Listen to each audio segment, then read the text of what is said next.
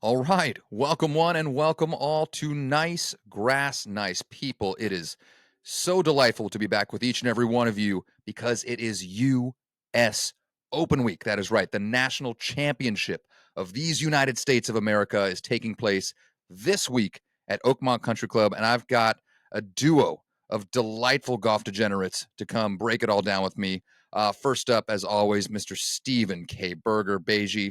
Great to be back with you, my friend. How are you? It's an exciting week, folks.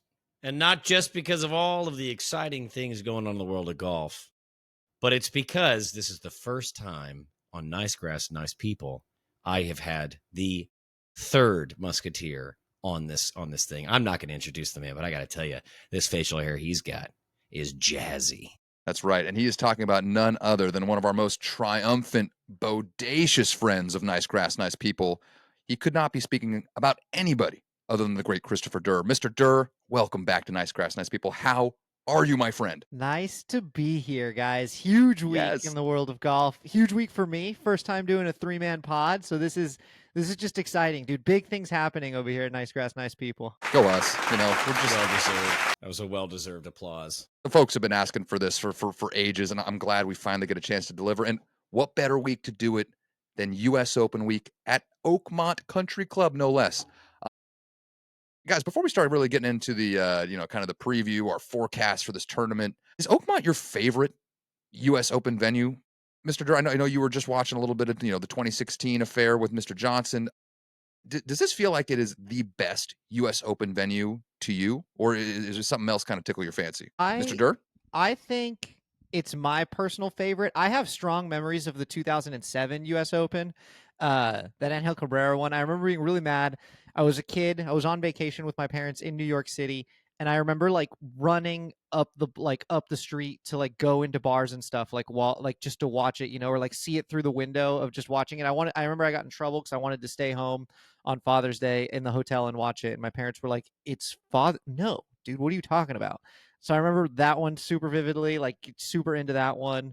The 2016 one was great. I think it is a quintessential US Open course because it's hard, obviously, but it's not just hard for the sake of being hard. It's got nuance. It's got a little bit of everything. I think it is uh, the truest test of golf that our nation has, for sure. But yeah, Beige, how about you? It's just tough to put it up against Shinnecock or Pebble Beach to me. But I mean, if there's one that could hold a candle, it's probably here. I think Pinehurst #2 being in the Southeast is so exciting for me. I will say something that's exciting. We're going to talk about all sorts of exciting things about this year's tournament. This is an exciting podcast. You are correct. But the winners champion share. This is just crazy. We talked about this a little bit with the LPGA last week. The last time it was at Shinnecock, 2018, Brooks Koepka wins.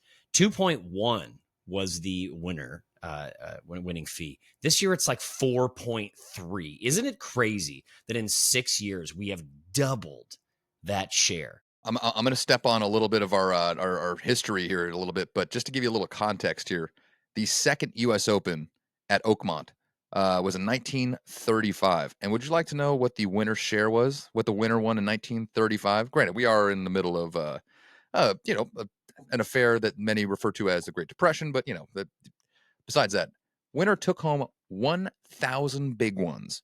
All right. I actually only have 2024 inflation numbers here right in front of me. Looks like that would be the modern day equivalent to someone winning the U.S. Open and getting a $22,000 check. Wow, that's I wouldn't have been surprised if you said $5 and a can of Coke, to be totally honest. But It's great. Honestly, I am so stoked for this Oakmont tournament. I get the sense that like Oakmont is a little bit of like the golf, like mega nerds, perfect US Open venue. Like the guys that are really buried in the weeds, kind of like the three of us. It's like, yo, man, like this is the spot, man. It's like the 10th US Open here. It's got so much history. It's so hard. It's just like the best test.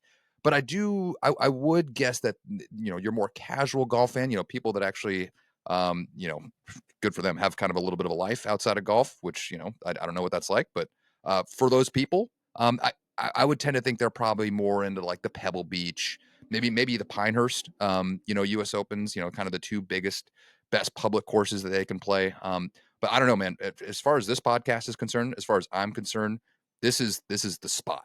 Oakmont is like the golfers' golf course. Um, it's so hard. Should we quit wasting time? Should we just start jumping in the golf course a little bit and previewing this place? These guys are going to be contesting our national championship over the next couple days. Yeah, we got a lot to get through. Fire away, baby. Okay.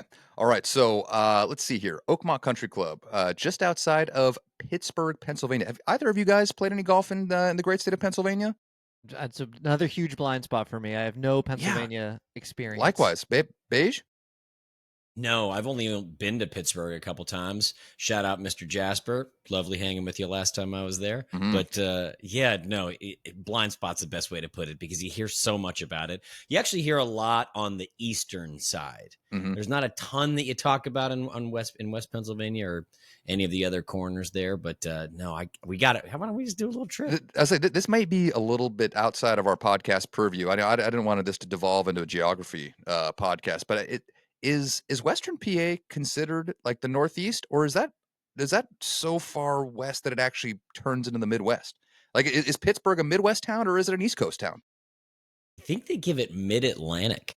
Ooh, That's just getting too confusing. In my brain, Pittsburgh is a Midwest town for sure. I don't know what about it. Steel City. It seems grittier, man. When I also just had I just watched a bunch of Pirates games because the Padres were out there, and I was like, it's just Midwest vibes, dude. It's not giving Philly. Philly gives East Coast vibes, and Pittsburgh gives Midwest vibes to a West Coaster, dude. I kind of tend to agree. Our good friend, our good mutual friend Bernie, is a Pittsburgh man as well. So maybe we'll have to get Burns' take on this if we can get him on the podcast here a little bit. Yeah, because I don't know if we're going to the Midwest or if we're going to the East Coast, but I think Mid Atlantic actually works supremely well. In fact, the Mid Atlantic accent, one of my all time favorites. It's sad that thing has gone lost to time. For anybody that doesn't know what I'm talking about, just go watch any NFL films.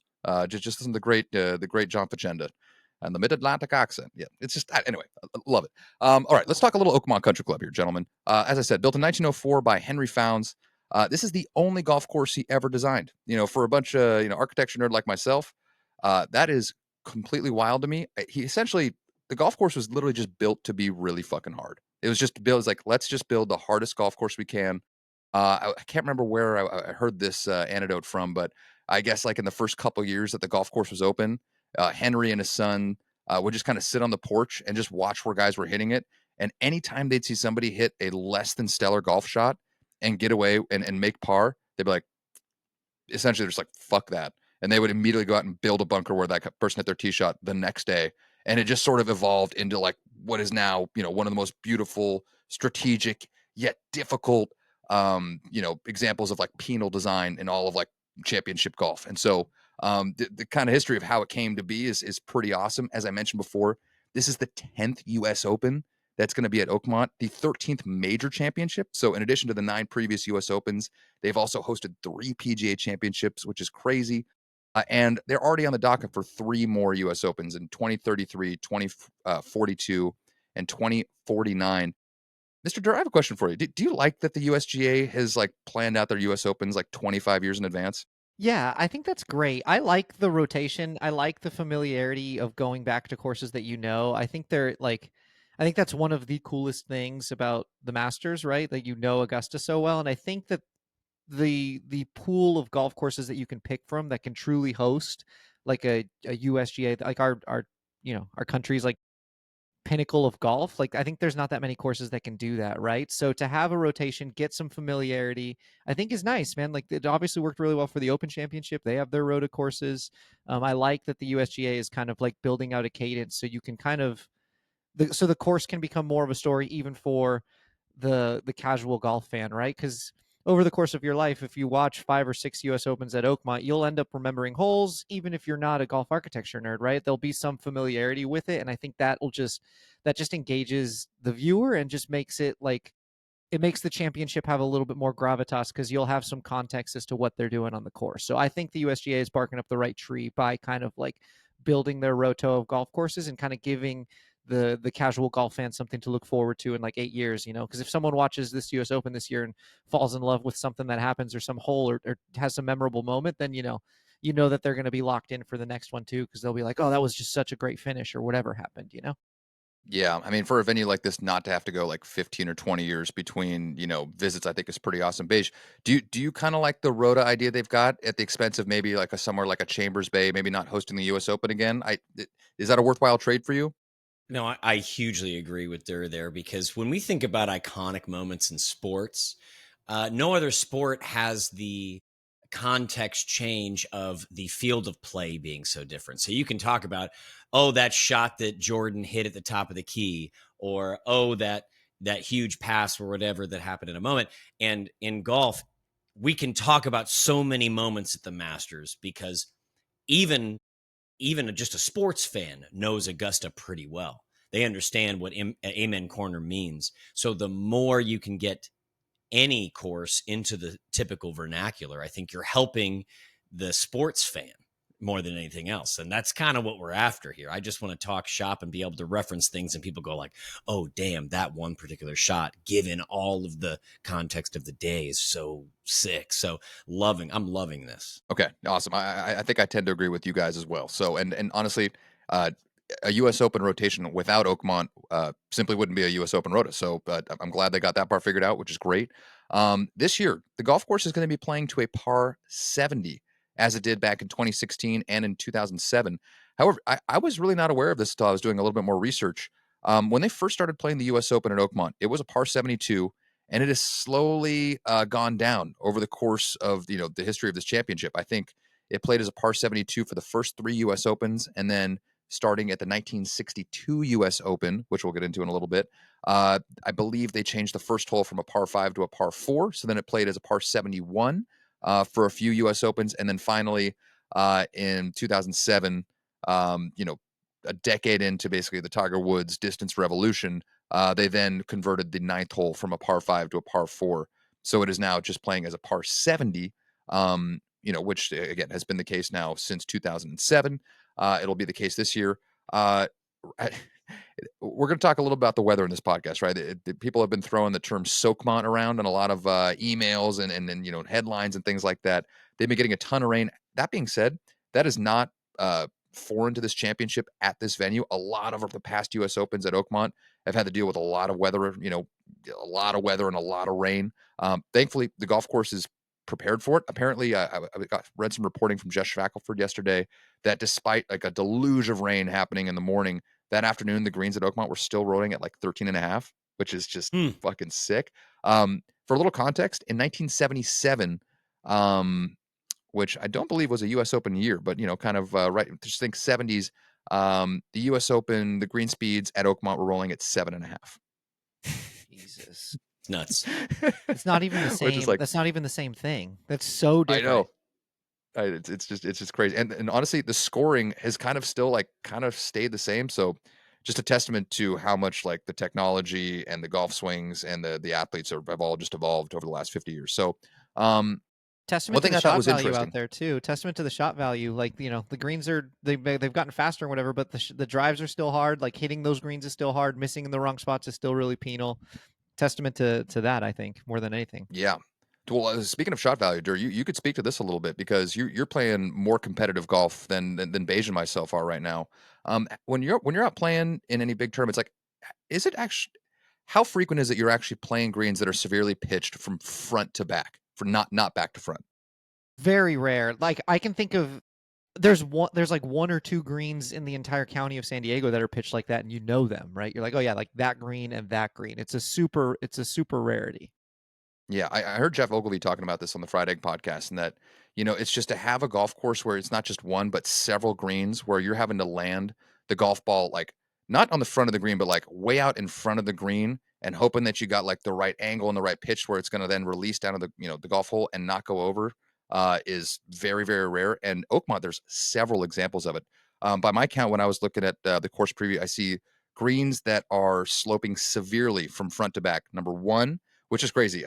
Number one, I don't know how well it's going to transit on TV. If you're standing in the middle of the fairway after drive on one, you cannot see the green, any of it. It's totally blind. It is so downhill and sloping the entire green complex sloping from front to back. To basically start it with a blind shot. These pros, they don't like blind tee shots. They want to be able to see what they've got in front of them, and then to be able to do that and saddle them with a golf shot they're really uncomfortable with, in terms of a green that's not sloped from back to front is wild. Derr, what's going through these guys' heads when they're starting on one, and all of a sudden you just get the hole that is like miss the fairway, automatic bogey, hit the fairway, still can't see the green. This has got to be driving these guys crazy. I think it's just harder because they're supremely confident in their abilities, right? Like they don't. There's nothing that they see that really is going to throw them for a loop, right? Like they think they can hit any shot out there. So I think the harder part out there is just when the green is sloped away from you, how penalized you get on a not perfect strike. You know, if the green's pitched back to front, you toe it a little bit, heel it a little bit. If anything, what that does is adds a little bit of spin, right? So then it's like, oh, maybe I'm hoping at that point that it covers, right? Like, oh, just get over the bunker and then it'll hold the green, or just get over that thing that I'm looking at and then it'll hold. When it's pitched away, that ball is just going to take off. So I think it's more of like, not that it's going to throw them for a loop in the sense that they don't think they can pull the shot off. I think it's just going to be shocking how penalized they get on the miss hits with those ones, right? Like it's just, you have to be a supreme ball striker just to be able to do what you want it to do. And then on top of that, there's a little bit more of that. I don't want to call it luck, but there's a little bit more of that uncontrollable factor in there because you are playing with something that's running away, right, as opposed to coming back towards you. So yeah, I'd imagine it's just wildly unnerving, right, where it's really hard to commit and make that free swing. Yeah. As I say, like in terms of like blind shots, going into greens, blind in the sense that like you can't see like the actual like green itself. You get two in the first three holes. One essentially blind, three is blind. Beige, are you someone that actually enjoys golf courses where you're hitting a lot of blind tee shots, or are you more of I kind of need to? I'd really prefer to see what's out there before I take a swing. I'm a shaky 7.7 handicap right now, and that is because I'm playing now a lot of muni golf in Nashville. Listen, blind shots are a part of the game. If you go and you play Prestwick or North Berwick in Scotland, you're going to see what the original designers of golf intended. And there's going to be some stuff that unless you know that course really well and you have a specific tree that you can aim at, you can't see dicks. So, I mean, this is going to happen.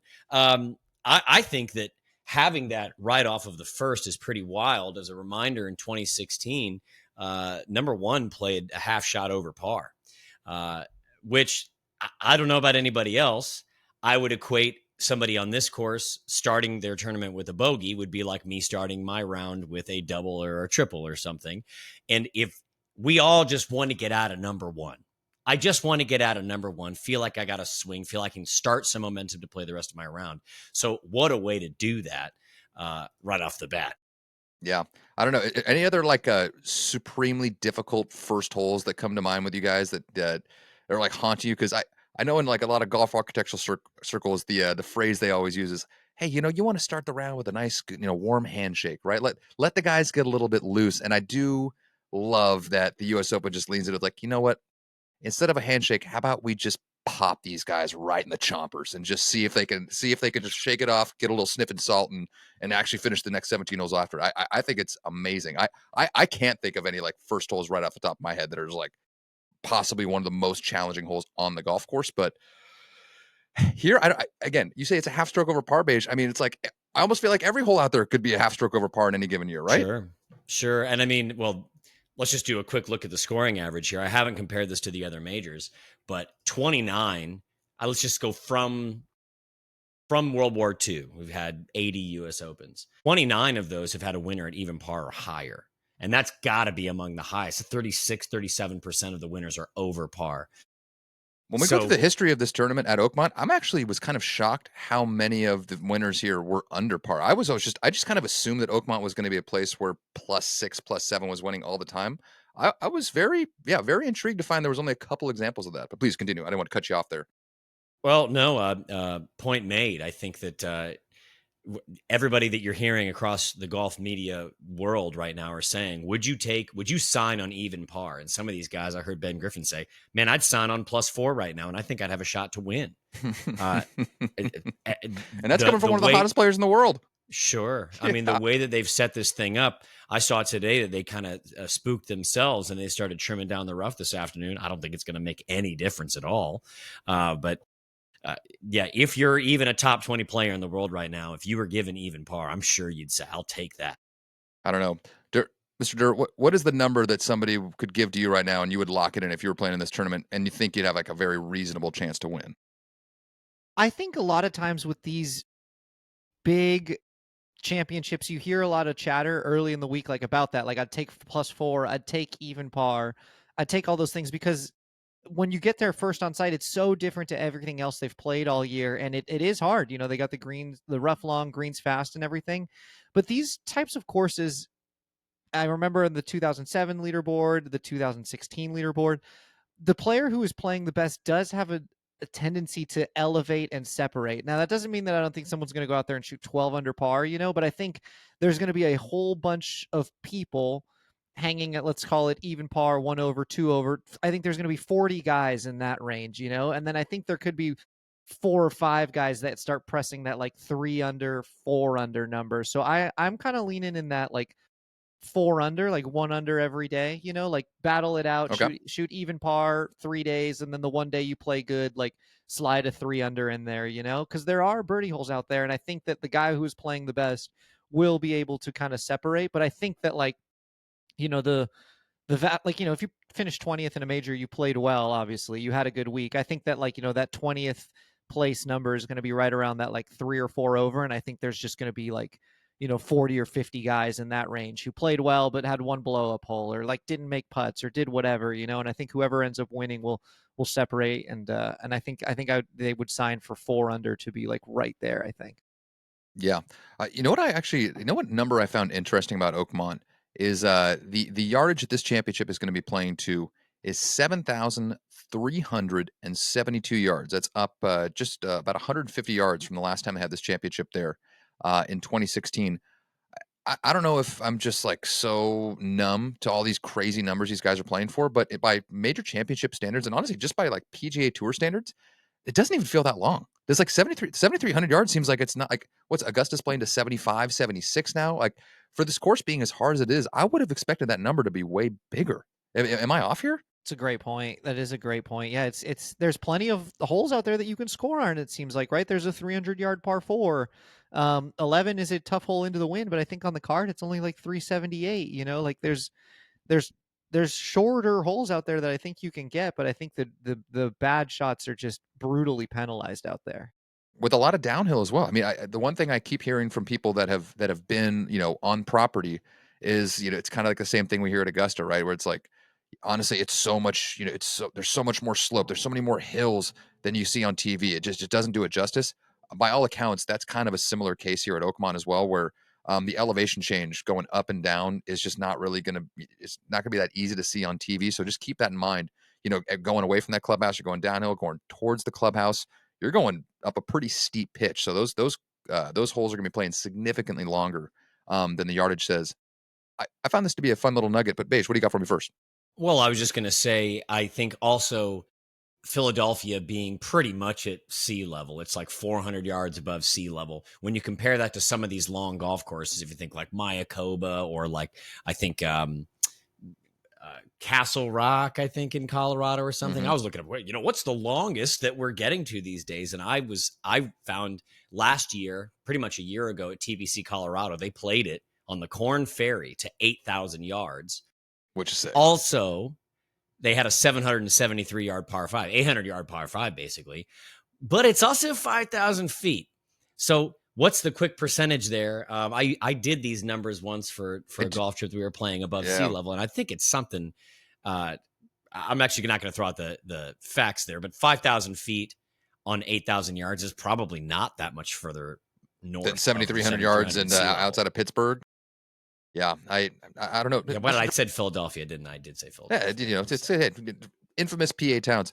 Mr. Dirk, question for you: when you're playing like high level amateur golf, what are you guys playing courses at around 73, or is that pretty typical for something you'll see in a tournament, or is that long or short by your guys' standards? That's really long. Okay. I think once you get to like the USAM and maybe like the state am, you can start pressing those numbers a little bit. But man, like mid-am golf, SCGA, USGA mid-am golf. Yeah, they're not going to be that tough on the mid-ams, I would hope. Dude, they're hanging out at like 66 to 68, yeah. Like they're hanging in that range, which is money. This year, the SCGAM is at Torrey, which will be great, big event. And I think I saw they're playing it at like 71, 72, which will be long, right? By amateur golf standards. They're not pushing that just yet. I think the NCAAs and like the super elite amateur events, they'll get it up there, but those guys are essentially professional golfers. So they want to make sure they can separate those boys. Yes, that makes perfect sense. Sticking on Oakmont here, question for you guys. Is there a more famous, or should I say infamous, course record anywhere than Johnny Miller's 63 at Oakmont? Is there a course record that you've heard about more than this one, or is this the single most noteworthy, well-known, course record-setting round in the history of golf? Wasn't it the final round? It was. I mean, it's one of the most iconic. We're doing a little history of the U.S. Opens at Oakmont, so we'll dive into a little bit. But yes, it was in the final round. I think if you can put up the greatest round ever at a golf course in the moment you need to do it, then nothing really tops that. I mean, many people refer to that round as maybe the greatest round of golf ever played. Better than Wyndham Clark's lift, clean, and play 60 to win the 54-hole AT&T Pro-Am last year? Listen, I'm not That's a 60. I'm not going to judge. Okay. All right. I'm not going to judge. I said what I said. Good on you, Wyndham. What do you think, Mr. Derr? I think Johnny Miller did a really good job of making sure people didn't forget. Yeah, exactly. He did have a little bit of a platform. That's a great I think call. he did a killer job of making sure it didn't get lost to the sands of time. But I don't think that takes anything away from how spectacular it was. Like, I think more, not think, maybe think is the wrong word, but like I'm more conscious of Johnny Miller's 63 to win the U.S. Open than I am of Brendan Grace's 62 at St. Andrews to finish third. And that was also in the final round. Or like Ricky Xander's 60 matching 62s at LACC a couple years ago. Correct, yeah, for sure. Right? Yeah, like like Beige said, the gravitas of needing to do it and doing it on the hardest test, I think, gives it a lot of merit, and I think Johnny Miller is right to keep reminding us, but I think he did do a really good job of letting us know. Yeah, totally. I completely agree. Did you guys know that obviously the most famous architectural feature of Oakmont, aside from just being just an absolute ass kicker, is the church pew bunkers, right? I have to admit, I knew this before, but I had totally forgotten that only one of them is original. The church pew bunker that you see between the third and the fourth hole, that is a original design element of Oakmont. However, the second one that you see, which is on the 15th hole, that was created by one Robert Trent Jones Sr. Right before the 1953 U.S. Open. They're actually fairly different in terms of their size. I don't know, Mr. Beige, any thoughts on the church pew bunkers? They're obviously so iconic. Isn't this probably maybe the best thing that RTJ Senior's ever done? It's just like, you know what? That's sick. Let's make more of that. Well, that's a great call. Once you start going back into like the real nerds of golf course architecture, anytime they talk about RTJ, it's like not a good thing. But hey, listen, I'm a fan. We got Alabama just to the south. We got the whole RTJ trail, all that. I think that might have been junior. But hey, listen, you need a calling card, and they paired an incredible golf course with a wonderful calling card. So I'm happy that they leaned in. Yeah, Mr. Derr, I have to admit, when I see these church pew bunkers, they look so hard. Like, especially if your ball lands in the middle of one of like the pews, and you actually have to then like hit over what can only be described as not like a bunker lip, but like a bunker mound within the bunker. For someone who's got infinitely more game than yours truly, does that, even if you're like a really good player, is that something where it's like, if I'm in the bunker, I know I can get it up high, or is this like a borderline British Open type thing where if you're in the pews, like you're better off just like hacking out sideways, get back in the fairway? It looks like you're better off hacking out sideways because it look like first, like you're either going to be too close to the lip in front to get it over, or you're going to be too close to the lip behind to be able to get enough club bat on ball. So I think they're cool. I think they're a cool feature, and I think more so than anything else, they're just really aesthetically pleasing, right? Because you could easily just have a row of 10 bunkers, right? You could so easily just do that, and then it would achieve the exact same purpose. But the fact that they tied it all together and did the pews is like a really, like you said, a really nice calling card, Beige, because it's just like it is part of the allure of it, and it they look impossible. They look so hard, dude. Like it looks like it's an auto one-stroke penalty, basically. I don't think there's much water out at Oakmont, but I think if you hit it in those bunkers, it's essentially like hitting it in the water. Yeah, and the funny thing is, I guess, it used to be a thing at Oakmont, both during the U.S. Open and during regular member play, where they used to have essentially like furrowed bunkers, where on top of like the pews, all the bunkers, they would rake with like really, really deep grooves. So you also kind of would get like a little lucky, or unlucky if you went in a bunker in terms of like, you may just be totally fucked regardless if you're in the church pew or not. And again, I think that was something that the founder, Henry Founds, and his sons were kept saying where, they, like I mentioned at the top of the pod, they'd put a bunker anywhere they saw somebody get away with a bad shot.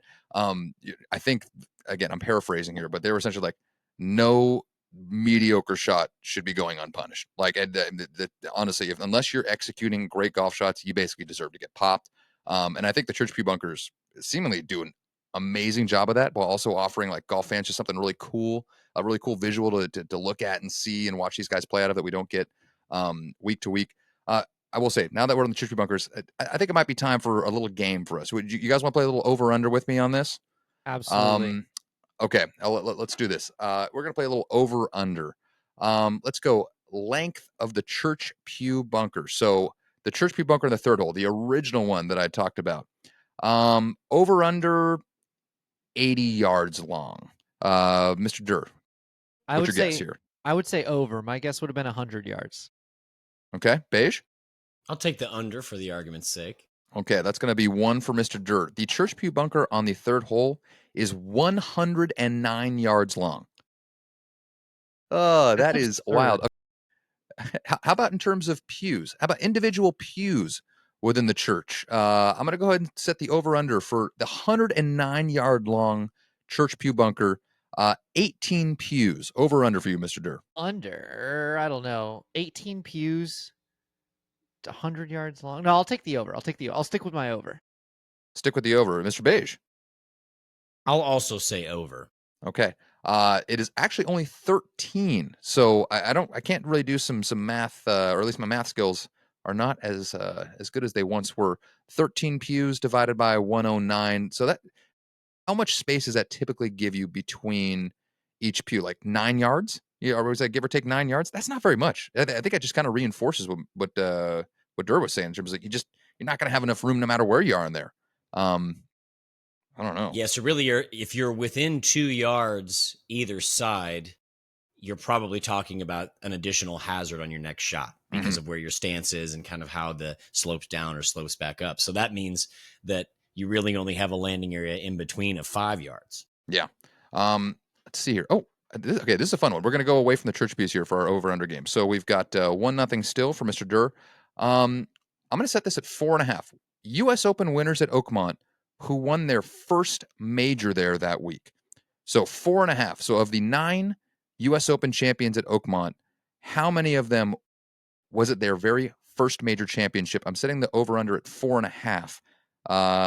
Basically, half. Beige, what do you think? Let's take the over. Let's say that Sticking with the over.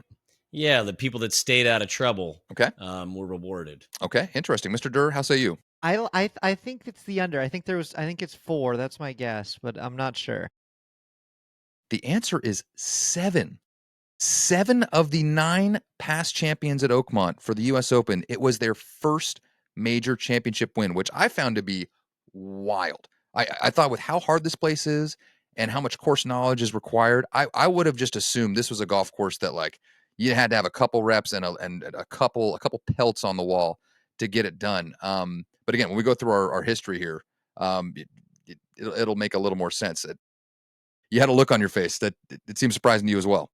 7 is crazy, dude. I thought 4 because I was like, for sure, whoever did the first one there. Mm-hmm. Sure. Yeah. 1900, dude. Like, if that guy won his first one there for sure. And then I thought Angel Cabrera, Johnny Miller, and DJ. I was like, those guys all won their first probably. So I was like, I think it's exactly 4. Yeah. No, yeah. It turns out it was 7 of the 9 champions won their very first major at Oakmont. All right. Ooh, is that gonna affect your betting strategy this week, folks? Maybe. I have that in our list of storylines and stuff for later on. So I'm glad we got this one first to get a little preview. Three more over unders for you, gentlemen. Then we'll move on here. Total number of bunkers on the golf course.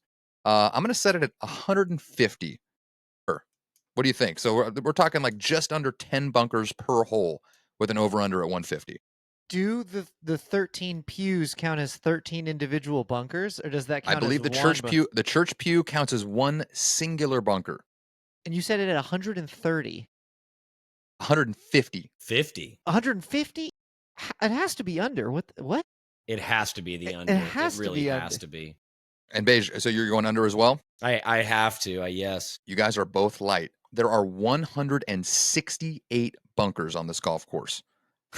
that is a staggering amount of hazards. Considering that these are rumored to be some of the most challenging bunkers to hit out of in all of professional golf. So 168 bunkers total. I believe we still have you guys at one apiece, or is it two apiece now? We're not really It keeping doesn't score. really Score matter. doesn't really It's a matter. We're push. tied. Yeah, All we're right. tied. Last couple things here. I don't know if you guys had a chance to look at this yet. Let's start with course rating. Course rating out here. Let's just set it at 79. Why the hell not? Over under 79, Mr. Derr, for the course rating. Over. Why not? Mr. Beige. Doesn't it? Well, you said 79. I thought like the highest in the world was like Pine Valley at 78 or something. So I think I'll take the under. Very good. Mr. Beige wins. I believe the course rating at Oakmont is 78.4. I'm with you. I actually don't even know if 79 exists. I just so many of these, like the numbers are so staggering. I had to force myself to put a couple over. Just if you said it was 80.6, I would have been like, damn, kind of checks out. Totally. I was thinking 80. I was like, it's probably the only 80 in the world or something. I was like, it's got to be 80, dude. Wow. Okay. I'm with you guys. Like, I'm almost kind of I'm kind of chafed that it's not 80 or above. And let's finish with course rating. Over under 149, Mr. Derr. Say it's 152. Let's go over. I'll take the over. Okay. And Mr. Beige? I think if I also take the over, I lock up a win. Oh, so that's what I'm doing. Smart. Look at this guy. He's Price is riding his way to victory here on Nice Grass, Nice People. You are both correct. Oddly enough, the course rating is 150 on the dot. But again, for anybody out there that is, not intimately familiar with how, how course and slope rating works, the slope rating is based off the course rating in terms of, your course rating is what a scratch golfer would shoot out there on a good day. And then the slope rating is based off of that. So, more for like a bogey golfer. So with the course rating already being so high, that would actually mean that it should be lower because, hey, it's already so hard for those guys. How is it compared for like a bogey golfer? No, doesn't matter. It doesn't matter that it's already unbelievably hard for the scratch golfer. It is still infinitely harder for the bogey golfer. It's hard for everybody. It's anybody that goes out there that is not Scott Scheffler or Tiger Woods in the middle of a career heater is gonna hit a few speed bumps while they're out there. So, guys, great job by both of you. Over unders again. I have no idea who won. I think Beige is claiming victory, but we're gonna go ahead and say you're both winners here in spirit. Thank you guys for playing. That was really nice. Taking the dub, baby. Nothing Did it for all the folks in northern Indiana. Yes, yes, absolutely. By the way, Indiana. Sorry, I don't mean to sidetrack us here a little bit. Beige, your Pacers just doing the Lord's work out there. I know they didn't bring it home in game 2. Is the Beige household and the Beige family elated over this miraculous NBA Finals run? Well, we all left. There are no Bergers left in Indiana, so like it's kind of bandwagony. But here we talked about this. All right, if you really want to see who's a killer and who's not, just talk a bunch of trash at him. If you talk some trash at Tyrese Halliburton and say all of your peers have said you are the most overrated player, you're going to learn something, okay? You're going to learn, does this guy suck and we all are correct? Or did we wake up a beast? And I think that's what happened. So just be careful. Just be careful. Yeah, a true fuck around and find out situation. Mr. Derr, you paying much attention to these NBA playoffs? Oh yeah, I'm locked in. I have. Who are you pulling for here? I've jumped on the Pacers bandwagon for sure, dude. Yes. Just because it's fun, dude. Yes. Like Tyrese Halliburton hitting people with the choke and then hitting people with the big balls. Like that's just funny, dude. That's just good, dude. That's just good stuff. And it would be fun to, I'm root for stories. I think it would be fun to have a historically amazing team lose in the finals, just because then everyone can stop talking about the 73 and 9 Warriors. This will be more fresh in the memory. We can talk about that a little more. Yeah, sounds great. I'm super on board. I will say, last NBA anecdote before we jump back into our US Open preview. Does golf have a Tyrese Halliburton? Is there who is like the biggest personality, like brashest big personality that kind of loves, honestly embraces the smoke? Like, does golf have one of those guys right now? It used to be Pat Reed before he went to live, but I think Pat Reed would be like Tyrese Halliburton. Ugly shot, ugly swing, gritty, gets it done. Will kind of get in your face. Pat Reed hit Rory with the shush, I It's feel like just pre-injury AK kind of fits the bill as well. for sure. Hmm. Yeah, I just think, man, We need one though, don't we? oh, so badly. We really need Oh, somebody it'd be who's so just fun.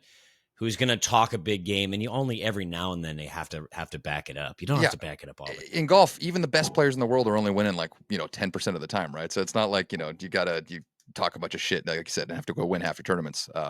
Yeah, that'd be awesome. Okay, Would you like golf tournaments more if players were it was pretty customary for them to talk trash openly to each other and you would kind of see their reactions and stuff like that? I Like if mean, somebody made one and kind of like went up in somebody else's face, would you like that? I don't know if I'd like it in terms of like, man, all this like guys like yelling at each other and making things uncomfortable. It makes me feel very comfortable. No, I wouldn't go that far. But again, this is why you and I, and honestly, all three of us were so devastated that the PGA Tour couldn't find its balls and got rid of the match play. Because like you didn't necessarily have to like in match play, it didn't have to be a case where somebody makes a putt, walks up to somebody, points in their face, and gives them a big FU. It's like, when you're playing match play and you get somebody and you make a putt, you get just a look, just like looking across them at the green, like that's right, dude. Like that does a lot for me. Like that gets my juices flowing. And God, if we got to watch these guys play match play, I think you get at least a little more, something kind of like this. But that might be I another just tangent love for another time. sports. I love sports and I love talking trash. I love the emotions of it. And when Brian Harmon just like quietly, silently smokes the field and we leave and we go like, wow, that was really impressive, man. Or even last week we were talking about, oh man, how about Scotty taking 10 steps to get himself out of the trance to then be excited and say like, let's go. Like, I don't know. Wouldn't it be nice if he dunked one of these and let everybody know about it? As I agree. Food for thought. as a I don't know. heavy trash talker on the golf course, if it's anything competitive, I would love it. I have like a couple I agree. I have like a I couple do agree. go-to sayings that I'll say. And yeah, dude, I don't know. It'd just be nice. Any of them shareable on the airwaves here? Yeah, I mean, my at least what's your hot one right now? What's the one that kind of just comes most natural to you right now? my favorite one is if you have like a 12-footer for birdie and like the other guy has like a 15-footer for birdie and he just missed it and you're just reading it and you just go like, man, how mad on a scale of 1 to 10, like how mad would you be if I made it? Because that thing looks like a 5-gallon bucket to me. That hole looks so big right now, dude. Like it's unbelievable how big that hole looks. And then you just pour it right in the middle and it's like, dude, don't let it get hot. I'm just telling you. And then you just do it till you miss.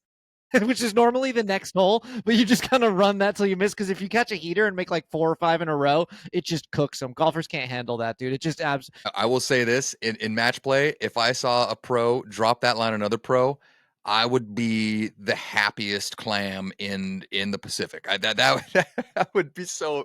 Yes, and sign me up for it. I'm all in. it forces them to think about it too. Because then you like because like if someone's hitting a putt, you're like miss it in your head. You're kind of doing that, but then it forces them to think about like, hey, how mad would you be if I made this? And then they're like all of a sudden thinking about making. Then all the energy on the green is just like, oh my god, he's gonna make it. And it's like that's right. I'm gonna pour this thing right in the middle right now, dude. Okay, I'm loving this. I'm loving it. Yeah, By the way, I figured out who notes. Tyrese Halliburton was. I Oh. figured out who Tyrese Halliburton. I think you guys are gonna agree with this. I think it's Tom Kim. I think it's Tom Kim, and I don't think the Pacers are going to win. That'll put them all in the same sort of category of like, you definitely have the game and you have the talk. You're not necessarily like a real killer, but like you can sometimes. I would say now that you've great. said it out loud, I also think if there wasn't quite so much as a language barrier, because Tom Kim obviously speaks perfect English. If there wasn't so much of a language barrier, I feel like Siwoo could get there as well. Siwoo, yeah. Siwoo's got the sauce as well. I fucking love Siwoo. Shout out to Kim's, Anthony Kim, Siwoo Kim, and Tom Kim. We're all with all the guesses. So exactly. It must be something in the kimchi. Who knows? Who knows? All right. I'm going to bring it back to our U.S. Open here, although I've really enjoyed these last couple minutes here, fellas. So what's changed since 2016? We're still staying on the golf course here. What's changed in the last in the last 9 years? So after hosting the 2021 US Am at Oakmont, the club enlisted Gil Hands to create a master plan, which resulted in a renovation that took place in 2023. What I did note here is that it's not a classic like pure restoration in the sense of they picked like a year where the golf course was at its architectural high point and they wanted to just get an exact replica. I guess Gil Hands essentially hole by hole just picked out where each hole had its architectural height during the time that the Founds family was alive. So when the guys that were there who built the golf course, who were there just essentially to be keepers of the green, and make it as hard as possible, making little tweaks here and there to just kind of perfect it. He just wanted to try to find out where each hole on the golf course kind of hit its apex, according to club historians himself and his coworkers. So that's how they did it. And it looks like the years that would have taken place was 1903 to 1947. They expanded the greens by 24,000 square feet. They didn't rebuild any of them. They simply just expanded the green surrounds. So now there's kind of more table fall offs on the sides of greens, as opposed to kind of just going straight into the rough before it starts to fall off. They did 330,000 square feet of bunker renovations, 2 acres of fairway expansion. They added 250 yards of tee boxes, and looks like they reduced bunker face swelling around the greens to make them all more visible. Pretty standard, like golf course renovation, restoration type stuff. There was one big thing that they did. I still haven't got a lot of information exactly how they did this. And I'm kind of jumping ahead here. One thing they wanted to do was they wanted to essentially USAM proof it. So if you guys remember back when the 2021 US Amateur took place, a lot of the players were taking alternate routes on a lot of these golf holes to avoid the big trouble. And I got to tell you what, that pissed the members of Oakmont off to the nth degree. They did not like the kids going out there and not playing it the proper way. So as an example, you guys know, like 1 goes down as out of bounds on the right side of 1, but then number 9 comes, runs parallel to it right back up to the clubhouse, right? So in the 2021 US Am, the players in the first tee were playing down the 9th fairway. They were playing down the first fairway on the 9th hole. They were playing down the 11th fairway from the 10th tee, so on and so forth, because it just took a ton of trouble out of play. And so apparently they have made some changes to reduce the likelihood that any of the players in the field are going to do that. I don't know if it was essentially digging some more ditches, like some of those crazy hazard ditches you see in some of the YouTube videos in certain spots that would make it almost impossible for guys to make anything better than bogey. But apparently that was a big part of the restoration as well, was making sure that when there are big time tournaments played here, that players don't really have the option to play anywhere other than the corridor they're supposed to be playing down. My question to you guys is, do you guys really have any issue with players doing that? That it's kind of like hey, it's an option. It's not against the rules. Hey, give me an inch, I'll try to take a mile. Like Derr, as a active competitive golfer, do you have any issue with that? No, I think it's I don't know. It's a gray area. It's a gray area. I don't like in course out of bounds. Other fields have, there's parameters to the field. Golf doesn't have really parameters besides out of bounds. I think that's part of the fun. And I rarely see it where it makes like a huge difference. Like amateurs are protecting against going out of bounds. Like a PGA Tour pro is very rarely going to hit that ball outright on one. So it's like if some guy wants to piece the puzzle of the golf course together a little differently, I think by all means you should let him do it, right? Like, so I don't know. It's a gray area. I don't know if I love it. I don't know if I hate it, but I don't think it should be not allowed, right? Yeah, I don't know. Beige, any thoughts? Do you care? You do what you got to do, man. Do what you got to do. Hell yeah. You do what you got to do. I mean, I always loved when Tiger would decide that he was going to play up a different fairway, because it's so within the rules, Mm-hmm. and he wasn't so great just because of all the things we know him for. He was a mastermind and a competitor, and he would find 100 tiny advantages that equaled one big advantage. So if that's the type of competitor you are, Kobe did the same thing. They all did the same thing. So take what you get. Yep. Also, we're talking about things that have changed since the last U.S. Open at Oakmont in 2016. It looks like, according to reporting from Jeff Shackelford, I guess the 684-yard tee on the par 5 12th is looking like it's not going to be in play. So it looks like that hole's going to that hole's only going to top out at about 660. What a boon for these guys, huh? I guess my question is it significantly more reachable at 660 than it is at 684? It's impossible for me no matter what. I don't know. Do you think this is actually going to make a big difference? Because from what I was reading, Beige, they're saying like, oh, now without that 684 T, this is going to be a birdie opportunity these guys are going to have to take advantage of before the closing stretch. And I'm like, fucking birdie who? Like, what are we talking about? It's a 3-shot hole for everyone. Like, what are we talking about here? I think it just depends on what your approach club is. And at 684, you're really challenging people with maybe a mid iron. I don't know how far people are going, but let's just say you go like 310, And well, no matter what, you're going to have a wedge in your hand. Honestly, you only have a mid iron or a wedge if you hit the fairway with your drive. And I mean, think about this: like with how thick that rough is, you miss that 12th fairway, and all of a sudden now you're 450 from the rough for your second. Yeah. Good luck. I don't know, Mr. Derr.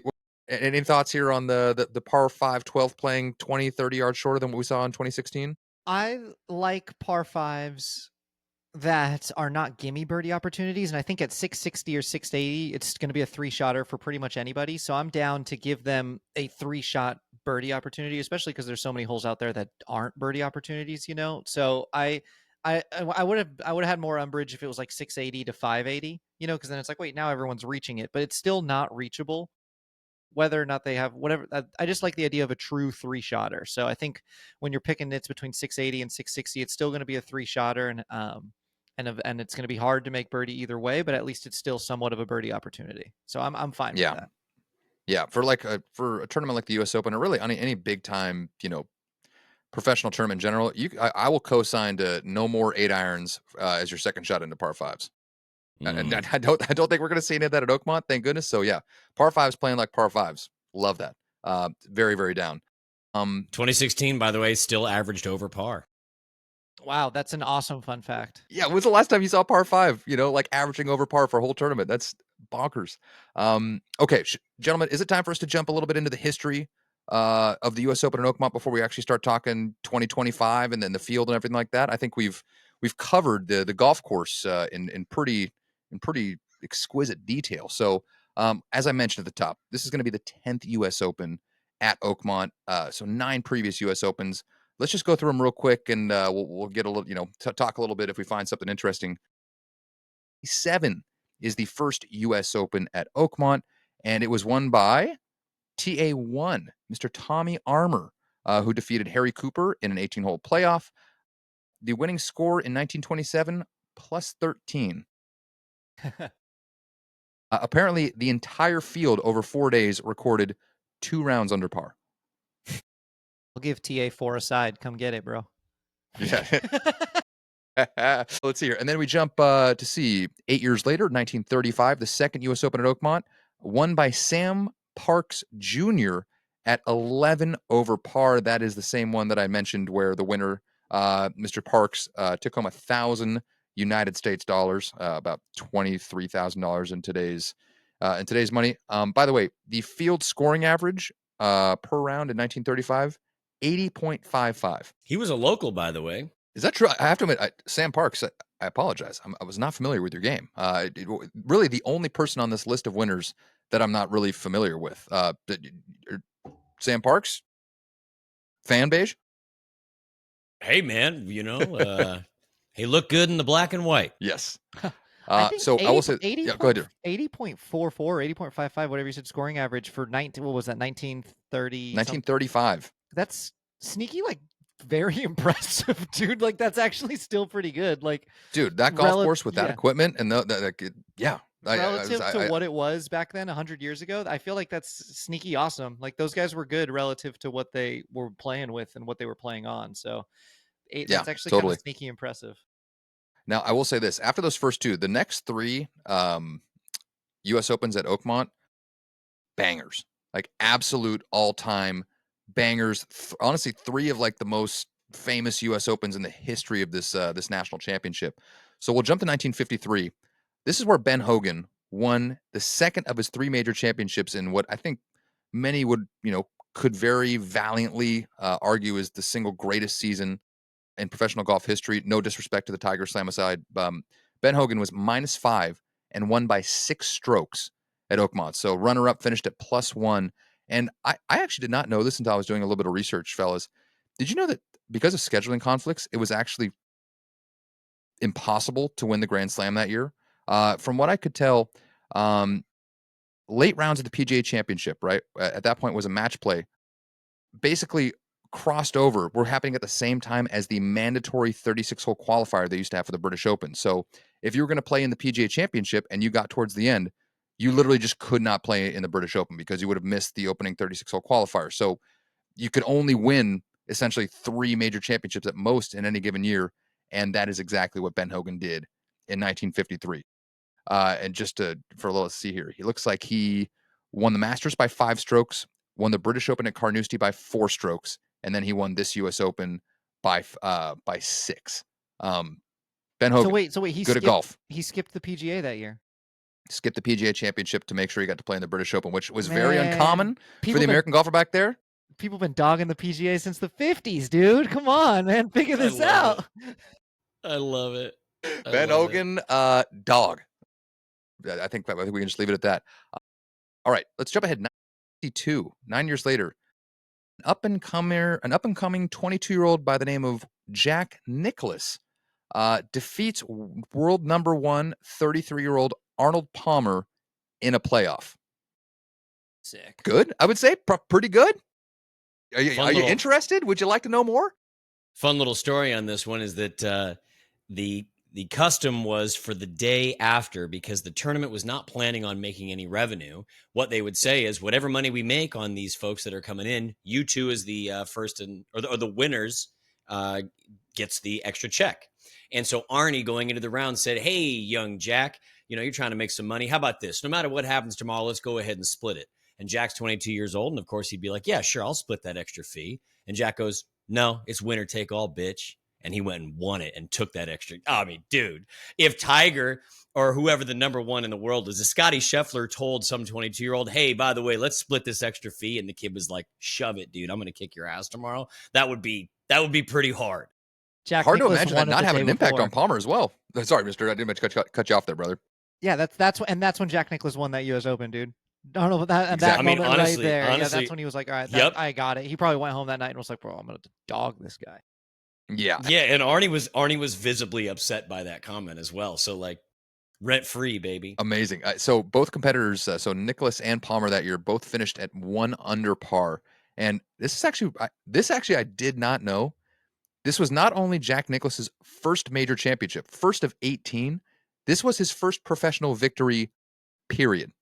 His first professional win, the U.S. Open at Oakmont in 1962 in a playoff over Arnold Palmer. That is unbelievably great stuff. That's so sick. However, Arnold Palmer did win the next major. He won the 1962 British Open, and then he did win his 4th Masters the following year, but he never won the U.S. Open ever again. So that was his last best chance to win the national championship. But hey, he got by, arguably the greatest player of all time. So very interesting there for 1962. 1973, we have already mentioned on this program. That is, of course, Johnny Miller's infamous Sunday 63. Again, at this point, the golf course was still playing to a par 71. So that is an 8 under par round in the U.S. Open. And so just to give you guys a little extra context, following an overnight rainstorm, Miller entered the final round in 12th place, 6 strokes behind 4 different co-leaders, and teed off about an hour ahead of the leaders. By the way, one of those 4 co-leaders, Mr. Arnold Palmer. Arnie liked this place. It's kind of, hey, Latrobe, not that far away. I mean, this is kind of like a home game for Arnie. So kind of a bummer he was never able to bring it home. But I mean, the dude got by, again, 2 of like the most incredible major championship wins in the history of major championship golf. I don't know, Derr, what do you think, man? It's impressive that Arnold Palmer had 2 second place finishes that far apart. I think you're bound to get God a few times in golf. I think those 2 probably stung big time, dude. The Jack one I think is tougher than the Johnny Miller one, because the Johnny Miller one, at least you can like take your hat off and be like, yeah, you went and took it, But the Jack one, where it's like he probably was like, I'll probably beat this kid, playoff, this will be fun. He doesn't know what he's doing, and then to just get cooked, it was probably tough at the prime too. He was like 33, so he's like kind of in the prime of himself, So that one was probably gnar. For sure. Beige, what do you think about this? I got a little stat for you on Johnny Miller's final round. Johnny Miller in that Sunday 63 birdied the first 4 holes and hit 18 greens in regulation. Have you ever seen anybody do it? I can't remember ever seeing anybody fairways and greens. Fairways and greens. Again, it's one of those crazy things where we always talk about, no matter how difficult this golf course is, if you're having a good ball striking day and you are just hitting fairways and hitting greens, the number is out there. And I've heard a number of pros who have played it before say, like, that's what makes it so hard, is that that like there is a great number out there. Like it is out there, but like it just seems impossible as soon as you miss your first fairway. And I think that's part of what makes this place so fucking awesome. He did have 29 putts when he shot 63. I mean, I can't imagine the total would be super low if he, was was hitting every single green. But it's kind of funny because you see so many guys on tour, like today, being like, oh yeah, like shot like 4 under, 5 under, had like 26 putts, 25 putts. It's like, yeah, but you didn't hit 18 greens. Like you gotta, that's a lot. That's a lot of putting. So anyway, I thought that was amazing. If we're playing the stats game, they kind of call it the 75% rule. So if you have, I think the number on these 2 years recently for greens and regulation is the average green and regulation percentage for a winner is 74.1%. So if you can hit over, I mean, you're probably not going to hit over that, obviously, if the winner's doing that. But if you can hit 75% of your greens, you're pretty much going to win. That is a great It's set. not proximity to the hole. It's just being on the green. Yeah, I should do a little tracking. I mean, and do you guys feel like how many times per year do you think you're playing rounds of golf where you're hitting 75% of your greens? Dude, what kind of a question is that? You bring me on here just to humiliate me? I like to think I do it once or twice a year. I don't know, but I feel like sometimes you have ball striking days where it's like, damn, I hit the ball really good today. I don't know. I feel like I could do it once or twice a year. If I get to 50%, I'm pretty damn happy. Let's see here. Should we jump to 1983? This is one I've got a little less on here, gentlemen. 1983. Larry Nelson was at +6 after the first 2 rounds, and then established the 36-hole scoring record at the U.S. Open, which was not broken until 2011 when Rory McIlroy did it at Congressional. He finished 65, 67 on the weekend at Oakmont to finish at -4, 1 stroke ahead of runner-up and defending champion Tom Watson. I got to say, Larry Nelson's kind of a blind spot for me. Don't really know a lot about Larry Nelson. He's one of those guys who's won, I think he's won 3 major championships, and yet I know almost absolutely nothing about the guy. I'm a little embarrassed to say. Either of you guys got any Larry Nelson intel you can share, or are we all kind of on the same page here? He's got kind of a Brooks resume: 3 majors and only 10 wins. Yeah. Like, if you're gonna notch a small amount of wins, you may as well make them big ones. 2 PGAs in the U.S. Yeah, absolute dog. Wowee. That's super let's sick. go. I know nothing about Larry Nelson. Yeah. Same. Let's jump to 1994. Yeah, hey, we're in our lifetime now. Let's go. 24-year-old Ernie Els outlasted Lauren Roberts and Colin Montgomery in a Monday playoff to win the U.S. Open, his first major victory and first victory in the United States. I have to admit, until the research, I did not realize this was Ernie's first major championship, but that is awesome. And again, really missed the Monday playoff. I understand why logistics, they are now, it's now a sudden death or it's like, a couple hole aggregate. But again, I will cherish the memory of Monday at Torrey Pines in 2008 for the rest of my life. And the fact that they're not still doing that, it still kind of gets me right in the feels. I kind of hate it. But this, I think this was the very first 3-way playoff for the U.S. Open since 1963, which is pretty nuts. I don't know. Derr, do you have any preference in terms of a Monday playoff versus a sudden death on Sunday evening?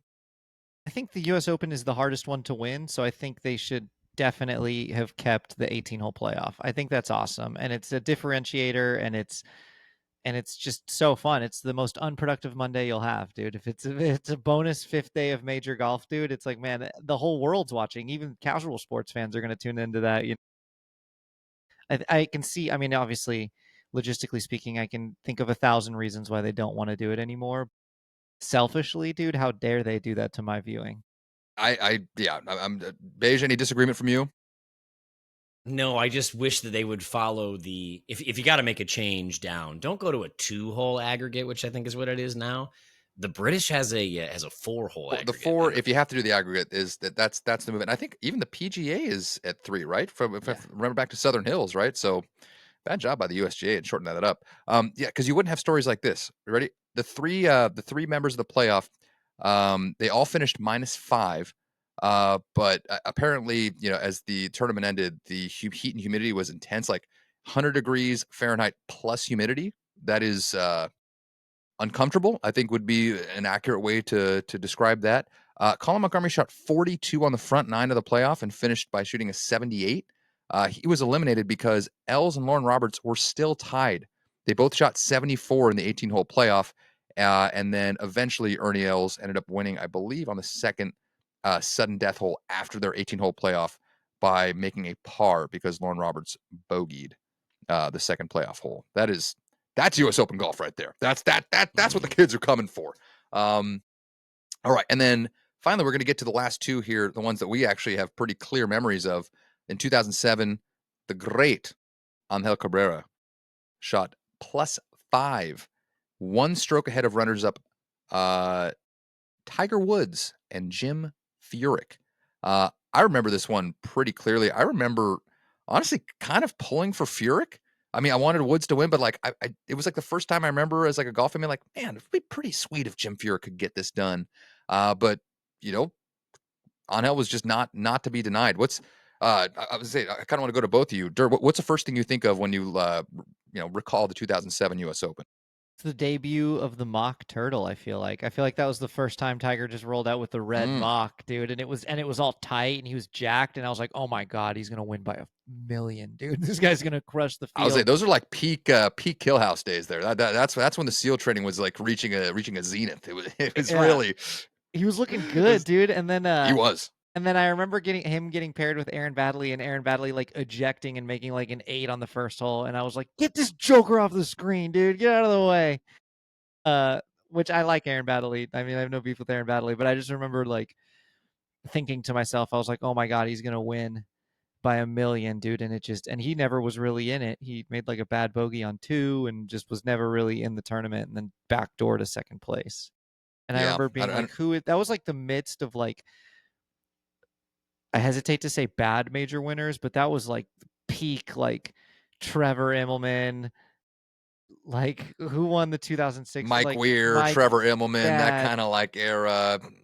Like, I mean, we're Capstone by Charles Schwartzel in 2011. Yeah, we were not like to pick on the Masters, but yeah, we're in the midst of like that era, like the early 2000s where Tiger, Phil, VJ, Ernie like doing their thing, and then like you didn't love the Y.E. Yang win? No, I did not love the Y.E. Yang win, dude. I will go out on a limb and say that was terrible. So I feel like that was Campbell, man. That was just the era where like I wasn't very happy with the major winners, and I remember being like, Angel Cabrera, dude. But I've grown to love Angel, but I definitely was disappointed in the moment.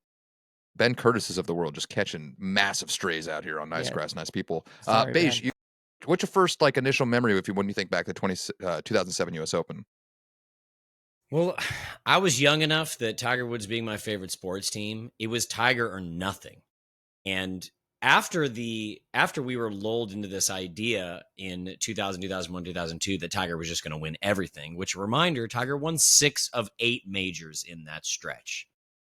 Come at us, pretty guys. Good. Let's actually see it. Pretty good. Yeah. He didn't win another one after Bethpage until 2005. And then it was just like, oh, he's just a normal person that wins like every now and again. So yeah, anybody who was standing in his way, I hated with it. But then, Angel backed it up with the Masters too. So Angel won my respect at that Masters too, because he won that Masters in the playoff, and he flushed that like 9-iron or 8-iron that he hit into the green on 18 at Oakmont, like just absolutely flagged it, which I was like, all right, like I hate that he just did that. But then he turns around at the Masters, and I was like, oh, well, Angel's pretty good. We'll see what happens. And then he flushes that like 8-iron on 18 in regulation and makes birdie, and then flushes an 8-iron again in the playoff and makes birdie again. And I'm like, dude, give this guy a mid-iron. He's just going to flag it. It's unbelievable. Yeah, I will say this. I'm trying to think 2007.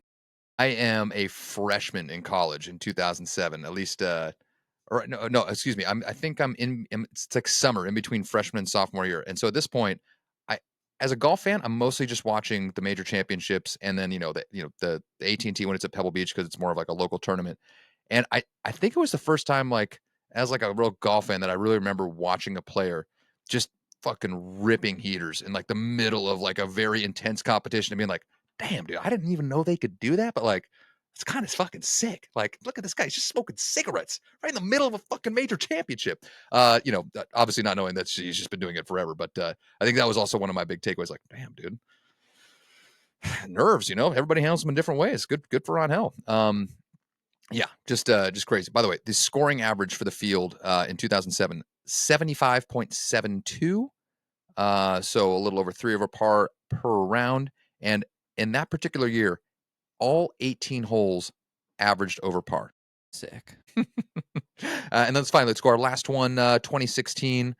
Dustin Johnson wins his first major championship, defeating the 156 player field and besting Mike Davis and the USGA in their questionable rules implementation.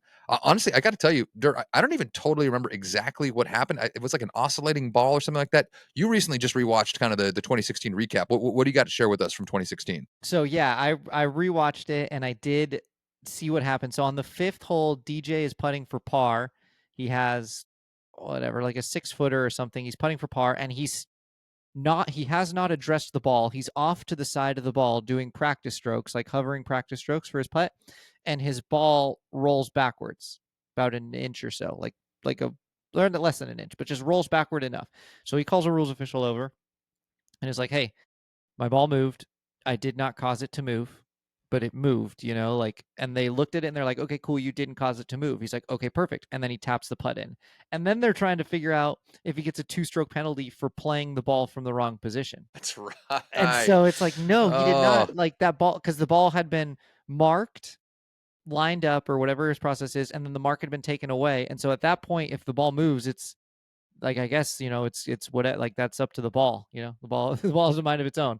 And so yeah, they were trying to give him a 2-stroke penalty for playing the ball from the wrong position, which they ended up giving him, because I guess technically you have to put it back to where it was. But yeah. yeah, that was I mean, the ruling. thank God the USG did not fuck that one up, because I do remember Dustin Johnson was so clearly the best player in the field that week that if anybody other than him had won, it would have been about as big of a black eye as the USGA probably could have mustered. Beige, how say you, man? 2016 thoughts? Let's just talk about that particular one. When you look at the What else is list there to talk about, right? Well, when you look at the list of the dumbest things in golf, the dumbest rulings that have ever happened, the Tiger at the Masters 15 drop thing comes up. Lexi Thompson's 4-stroke penalty in 2017. This is only bested by DiVincenzo in the Masters in the 60s, when he signed an incorrect scorecard and lost because of that. I mean, like, I actually, like, in my Saturday morning scroll, saw Larry David do a bit on this, and I, like, love Larry David to my core. Yes. The thing is, man, some of these bullshit ass rules, every sport has bad calls. We move on. We sure as shit don't say, "Hey, you know what? Go ahead and continue, and I'll let you know at the end if we're going to penalize you for it or not." So that's the only reason why I think this was such an incredible win, is you had to win the tournament and make padding and have a clear mind for some delayed result that you have no control over. For that reason, I don't think we give DJ quite enough credit for that. So it's funny that we're talking about it now, because it really has nothing to do with Oakmont. But But it is also synonymous dude. with Oakmont, because it is the setting where this total insane gaff that, again, I cannot imagine just the damage it would have done to the USGA if they had in fact it affected the winner of that tournament. I will say the Mike Wan era has done wonders in kind of reestablishing a good reputation for the USGA, because this is the peak of Mike Davis just being Mike Davis. This was insane. I love Beige's This was point kind there, of in the dude. same. Go ahead. I love your point Mr. Derr. about, like, every sport has bad calls, and like, but the call is made and then it's final, like, I just to go back to the NBA playoffs, like, Tyrese Halliburton makes that shot in game 1, but imagine if they were like, "Hey, we were reviewing a foul on Shea in the second quarter, so he actually gets 2 shots now." It's like, what? Yes. Wait, what? It's like, no, Yes, the call is made. So exactly. once the official told him on the green, because he called an official over, It so had to be over. once the official says that ball is good, play it, it's dead, dude. That's it. Like, the call was made, and not the call wasn't made by his playing competitors. It wasn't made by a caddy. It was made by a USGA official. So for them, the USGA to double back on that and be like, "We might have actually gotten that wrong, so now here's a penalty," is ridiculous, dude. You can't do that, dude. It's so bad. Yes. Yeah, totally and completely unacceptable. Yeah, they're just playing like, I actually have no idea what my score is. I'm trying to win, but I also don't know where I'm at. That's got to be insane. I think it might be one of those few things where Dustin Johnson, being kind of the shut it all off upstairs and just kind of go out and play might have been the best thing possible for him. I will say this, Derr, I have to ask, as maybe the preeminent DJ supporter, you ride for DJ, or at least rode for DJ as hard as anybody in my golf universe. Does this stand out as like one of your favorite like non-Tiger major championship wins of like the last like 15 years? Absolutely. He put on a clinic. Okay. It was right after the PGA, which is another bad ruling at Whistling Straits, when he grounded his club in a bunker on accident. That wasn't a bunk. So I mean, I'm peak telling everybody in the world that DJ's the best golfer, and everyone's just like, no, he's not. He's a choke artist. And I'm like, he's not even choking, dude. He's kidding. He's something else is happening. He's getting jobbed. He's just getting, yeah, exactly, dude. He's something bad. He's just unlucky. So yeah, I was very happy when DJ won. It was I liked again, just flagging it on 18 and making birdie on 18 just to like make sure, just to close it all out. It's like, hey, either as a 3-shot lead or a 1-shot lead, we do not know. It's like, Jesus. And then he just flags it and wins by 4, I think. So it's like, yeah, dude, like that. I don't know. I love DJ. I'm sad that he's basically a retired golfer who plays all the time.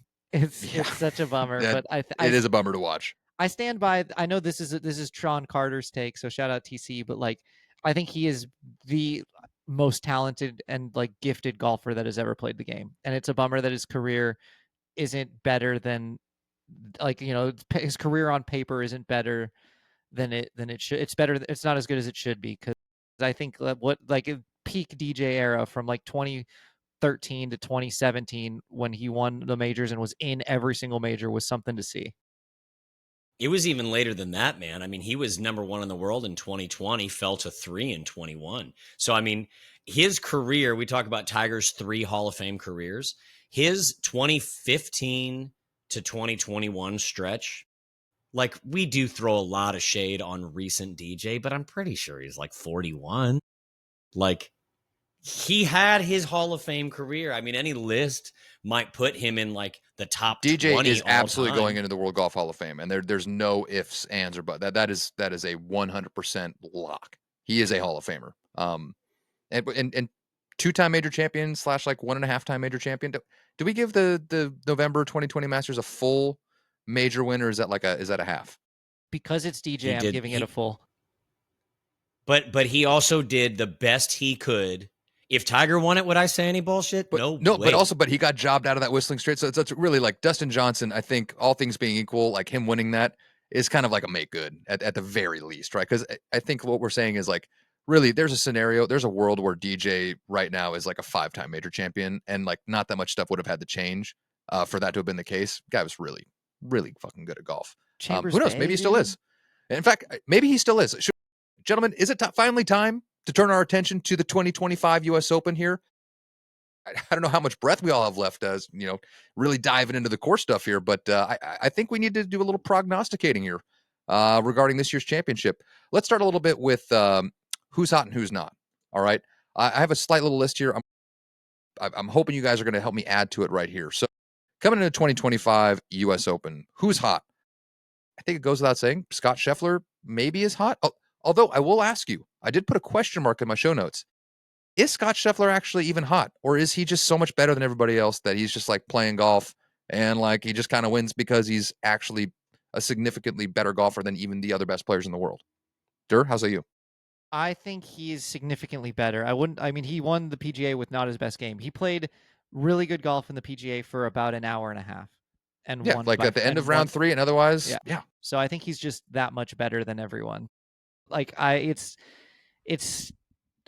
starting to buy the hype that we're getting close to he who shall not be named in the mock turtleneck levels of golf. Yes, that is fair. Okay, along with Scotty Scheffler, the couple other guys that seem like they are as hot as anybody in golf right now are Ben Griffin, who has won twice on tour this year. He finished runner-up at the Memorial behind Scotty Scheffler. So he is playing great golf right now. He did not play last weekend in Canada, so we're a couple weeks removed from seeing him. And then the guy who did win in Canada, Ryan Fox, the great Kiwi, 2 wins in the last month. I'd say that qualifies as being pretty hot coming in. What other names you got for me in terms of guys that are playing really, really good golf coming in this weekend over the last 6 to 8 weeks? Derr, you got anybody that comes up top of head? Live guy, my live stand walking.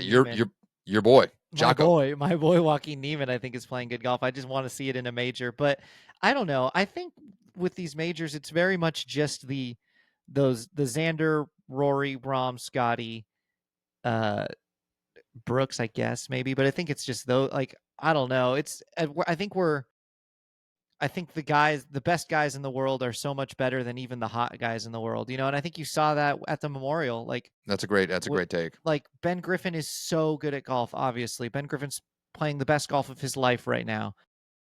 If it's when Scotty buried him at Memorial, if it's Ben Griffin and even Xander, who hasn't had the best year on Sunday at Oakmont, it's like I think everyone in the world would be hard pressed to take Ben. And that's no shade on Ben. It's just that those guys are very clearly at a level above, you know, and then Proven dogs. Proven dogs. And then Scotty's even at a level above those guys. Yeah, totally. Beige, what do you think in terms of hot golfers? Where's your head go to? Well, I got some interesting takes. I think the first one that we said was 7 first-time major winners have come out of Oakmont. Mm-hmm. I mean, we should stop looking at Scotty. Everybody and their dog would say it's a better bet to bet on Scotty than it is on whatever wild favorite because of what he just did at the Memorial on top of everything else. I mean, he's playing in a way that is like there's no reason he's not going to win. So let's just remove that from the equation because we're bored. I've got a runner-up in 2016 in Shane Lowry, who's playing pretty darn good. Shane is playing very good golf right now as well. That's a great call. I think there's something to be said there. And another one, if I had to pick a real dark horse, do you know who number 11 in the world is right now? Kind of a random thing for me to ask, but like Maverick McNeely. Without taking a look at the OWGR, no, I do not. Dude, Maverick McNeely is number 11 in the world. Which makes sense because he's been playing really good golf like all year. We've got what do we got? 1, 2, 3, 4, 5 top 10s, 4 top 5s. Solo second at the Genesis, and he's coming off a Memorial top 5. Which, again, I'm just comparing it to Memorial only because it was a pretty penal if you're missing the fairway. So I kind of like that pick. I think that you said Ryan Fox, you said Ben Griffin. Of course, they're playing good golf coming into this. I don't think this course cares how good you're playing coming into this. I think that this is a mental battle of somebody who's just used to hanging around the top. And you might see a name like that.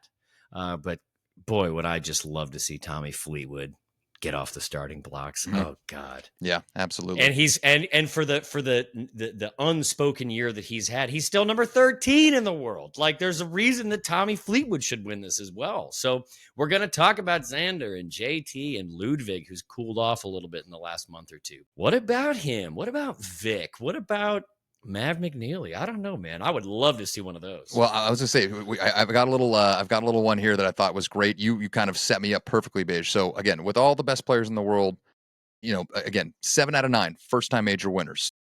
Can we kind of power rank of all the guys that are in line to potentially win their first major championship? I was hoping that you guys might be able to help me power rank these to see which one of these guys maybe has the best shot or which couple guys has the best odds or the best opportunity to get their first major championship this weekend at Oakmont. The names in no particular order that I'm just going to roll out for you. Ludwig, Tommy Fleetwood, one Patrick Cantlay, which it seems impossible that Cantlay has not won a major championship yet. But like, not only has he not won, like, has he really even been truly competitive? I know he was in like the second to last group at Pinehurst last year in the U.S. Open, so I guess he was close. But like anybody watching that golf tournament never really felt like he actually had a chance to win. But I feel like that's probably as good of a chance as he's had. And again, I'll kind of run through these a little bit more. Corey Connors, Jocko Neiman, Russ Henley, Vic Hovland, Harris English, Sam Burns, Tyrrell Hatton, the aforementioned Ben Griffin, and multiple-time tour winner in 2025, Sepp Straka. Those seem like the guys that are the most primed to get their first major championship win. Is there any of those names that really stand out to you guys? Beige, I'll let you go first here. I think some stand out because it's not going to happen. I'm sorry, Sam Burns. You got to be able to hit 5-footers to win normal tournaments. You're shooting a 62, and then when pressure strikes, you can't do it. So, like, I'm going to put names like him out. You mentioned guys like Sepp, Cantlay, obviously. Those are guys that are going to play solid golf, and I would never be surprised to see him in the top 10. No, I'm going to ride with the guys that I said. I think if I had to pick 3 first-time winners, my 3 would be Mav McNeely, Vic Hovland, and Tommy Fleetwood. Interesting. Derr, how say you, man? I'm gonna ride Beige. Honestly, I really like the Tommy Fleetwood pick. I hadn't really thought about him, and you guys have fully convinced me. I think this sets up really good for him. He's gonna hit it well. He's gonna putt it fine. He's smart. Like I think this place sets up really good for him. So I'm fully tailing the Tommy Fleetwood pick. I think that's an awesome one. As for other first time winners, I don't know if he hasn't shown me anything about being able to do it, but I do like Corey Connors for a guy that's going to hit 70 something greens, 70 something percent of his Flusher. greens, and like 70 Just something world percent of his class flusher. fairways. It's like, man, I think that's just a recipe to be right there barking. And whether or not he can make the putts that he needs to make on the weekend, it still remains to be seen. But I don't think he can be overlooked. I think he'll be right there with a chance to win on Sunday. And those are probably my 2 out of that list of people. Ludwig, I love Ludwig. I think he's cool, but I don't know. I just don't see anything out Haven't of him. seen enough from Ludwig yet to make you think he can actually close the door on a major championship Sunday. Exactly. I love Joaquin Neiman. I think Joaquin's great, but I still have reservations deep down in my plums that I don't want to say out loud about him, But again, he just hasn't shown me anything. Victor Hovland's shown a lot, but it's so wildly inconsistent that I can never tell. So yeah, that's kind of where I stand. I think Fleetwood and Corey Connors will be 2 guys that'll be right there. Yeah, totally. By the way, that was a nice little guest appearance by a young man over here. Decided that he needed to call me I think it was a chicken butt was the slur that he used. So I'm gonna go ahead and forgive that one here real quick. I'm gonna write that one down. Fighting Throwing words, out those 4-letter fighting words here by the young squire. Yeah, it's so funny. It's like for how good Ludwig is, I kind of share your sentiment. It's just like there's something about it where it's like it's kind of the same thing as Corey Connors, right? It's like both those guys have every tool in the bag to get this done, and yet there's just that final question mark of like, can they close at the end of Sunday? And like, since I've just never seen it, I'm a little reluctant to like give them the benefit of the doubt, which again maybe rolls back to what you guys are saying in terms of like I think it's going to be one of the dogs. Like I feel like it has to be, especially like these last couple years. Again, you were mentioning that kind of era in like the late 2000s where it's just a bunch of fucking just Darryls coming out of the woodwork to win. And again, no disrespect to Ben Curtis and Chad Campbell and Y Yang, all those guys, but like it does seem like the best players are really kind of controlling the major championships in a way that is it's really good for golf, right? When the big names win, it's kind of good for everybody other than all the other players on tour. Um, I would say the last couple guys to win a major championship for the first time, I guess Xander last year technically, but he was knocking on the door for years, and then I guess you go back to Wyndham and Brian Harmon in 2023. So really, this year and last year, the guys at the top are winning, and I don't think it's a coincidence that Scott Scheffler is the best player in the world and is cleaning up everywhere. I read something the other day that I thought was really really interesting, Beige, and it kind of talks about his like reaction after winning at Quail Hollow, right, where he kind of like stepped out from himself. This was a quote that I found, I believe, in Kyle Porter's Normal Sport newsletter. This is from like one of their readers. For Scotty Scheffler, quote, "It's like his visual, mental, emotional radar has a 5-foot radius around him, and he gives 100% to everything in that circle and 0% to anything outside of it during his round of golf." I thought that was so good, and I was trying to figure out, yeah, because like Scotty's just presence of the way that he just talks about just being in the moment and not letting any other outside thoughts or thinking about anything other than what he's doing right in that moment. You kind of just assume most professional golfers do it, but to hear him talk about it is kind of a reminder like that's actually kind of a unique gift that just Scotty seems to have right now. And so that begs a question. If you're actually betting your hard-earned dollars on the outcome of this tournament, is there really any rational / reasonable um, reason not to bet on Scotty Scheffler this week? Beige? In short, no, right? Like if you have to bet the farm, you know exactly where to put the bet. But like we're saying, we want an exciting tournament, so we're hoping, honestly, that it's not. But I don't know. We've felt this same way going into majors. That Tiger Woods should have beat the field by 15, and he Golf's didn't. hard. Golf is hard, and winning is hard. So you're probably right. That 100% focus thing. Damn, I need that. I feel like I only have that focus when it's time to clean the house, and I should have done stuff for the last 2 weeks, and now it's like 15 minutes until everybody's going to get there. That's when I get my 100% focus and I get the job done. Baby. Absolutely. But other than that, I don't know how to do that. So yeah, no reason not to bet on Scotty. We just kind of hope that we have something else. Derr, are we missing anything here? Like, Scotty's just a dude, and that's that. And I mean, again, like we said, the best players in the world only win 10% of the time, right? So we're speaking a little facetiously. Pardon me, try to say that 10 times. But man, it just feels kind of inevitable right now, doesn't it? Scotty feels like the dude. I think it's. I don't want to say it's like Scotty's tournament to lose, right? But he feels very much like the dude. But I think, again, like the point I was making earlier, I think that crop of like the top 5 players in the world are the dudes, and I'd be, if it would be like, I would take like Rahm, Xander, Scotty, Rory over anyone, and Bryson. We got to throw Bryson in there. So I take Rahm, Scotty, Bryson, Rory, Xander over any over the other. That's a great, like those 5 or 6 players versus the field feels very, very safe. Let's talk a little bit more about one of those guys, because outside of Scotty Scheffler, really the best player in major championships over the last couple of years has been the beefy boy. It has been Bryson DeChambeau. He is the defending U.S. Open champion. I mean, this is what he does. He has won this tournament twice. Arguably at probably the second hardest venue they visit at Winged Foot in 2020. And it's not like Pinehurst last year was any slouch. I mean, this is probably the toughest greens in the Rota. Derr, do you see Bryson holding the trophy at the end of this weekend? I mean, is he the guy that could actually get it done and beat Scotty? Because I will say his short game has been so impressive these last couple of years. And along with all the length of the driver, it does really seem like the driving accuracy for Bryson has been really, really good, on top of just having an incredible advantage in terms of how far he hits the ball, at least in the PGA Championship and the Masters. The reason he became undone because he just had no idea how far any of his irons were going. And obviously that's not gonna play well at Oakmont this week. Granted, the greens having been expanded maybe helps like a little tiny bit, but how do you see Bryson doing this weekend? I think he's going to play great. I think Bryson is the prototypical U.S. Open golfer. Like, the U.S. Open just sets up so good for his game. He's going to bash it down there. He's strong enough to get bat on ball out of thick rough, and he putts the lights out. He's a really good putter. So I think, much like Augusta sets up so well for Scotty, right? Or like, when Spieth was on his run in the mid 2010s, where it was like, man, it's just, you just know Spieth's going to be there at Augusta. You just know Scotty's going to be there at Augusta. I think Bryson has proven to us that he could be any U.S. Open and he'll be there. I mean, going back to 2021, when Jon Rahm won the U.S. Open at Torrey Pines, Bryson was right there and then shot 42 on the back 9 at Torrey. He'd never won a major before up until that point, was still learning how to do it, was in contention pretty much for the first time.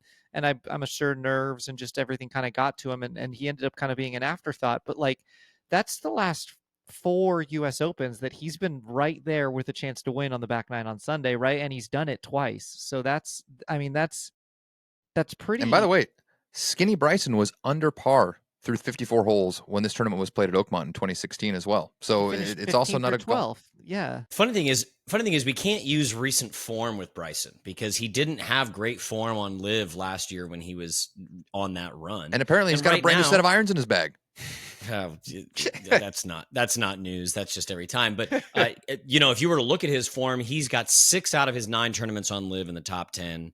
And you're like, hey, that's really great. I guess, what are those golf courses? I'm not really sure. And if you compare that to Scotty Scheffler, what's he? He's 9 of his last 12. Or he's played 12 tournaments this year, and he's 9 top 10s in those 12, including he's won 3 of his last 4 tournaments. He's won them.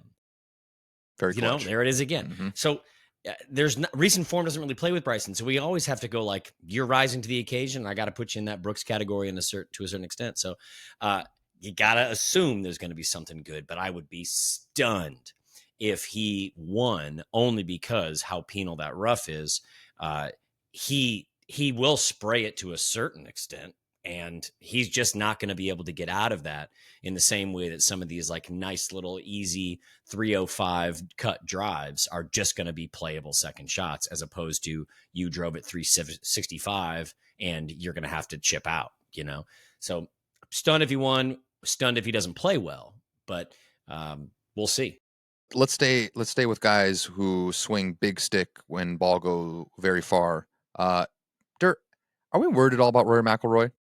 Yes, I am super worried about Rory McIlroy. He's showing us right now that he obviously only cared about the Masters, and he might go full DJ on us, dude.